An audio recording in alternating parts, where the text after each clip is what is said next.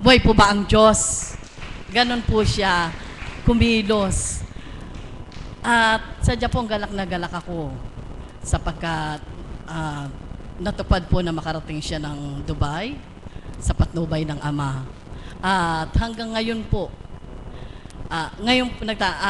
ilang taon na po siya nagtatrabaho sa 2007 yon. Nakapasok po siya nakarating siya ng Dubai. Pagkatapos nakapasok siya sa Toyota naman po ang napasukan niya doon. At hanggang ngayon po ay nagtatrabaho siya doon. Noong 2010, nakapag-asawa na po siya. At patuloy ko pong inihiling sa Ama na gabayan at patnubayan sila para sa anuman ang mga plano nila sa buhay, ang Ama'y nakagabay.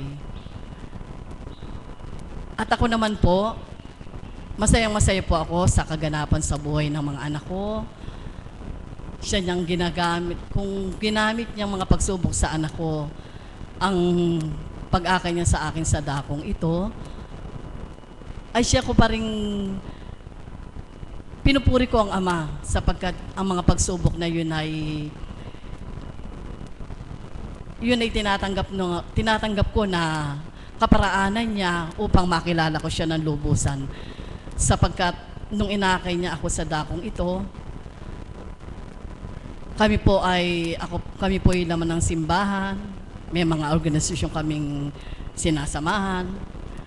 Kaya nung nangyari mga pagsubok namin sa mga anak ko, sabi nga ng iba, ba't ganun? Yung mga tao na yan, laman ng simbahan, pero tingnan mo nangyayari sa buhay nila. Amen po ba? At sadyang buhay ang Diyos. Yun ang kaparaanan niya, kaya kami ay naririto. Patuloy na nanalig. At sumasampalataya sa Kanya. At batid ko po na lahat po tayo na naririto, nagsusumikap na sapagkat ang dakong ito sa pamagitan ng mga banal na aral na tuwiran niyang iniluluwal sa katawan ng ating Apo Conching, tayo nagsusumikap na mamuhay sa kalooban niya, tumupad sa mga salita niya. Amen po ba?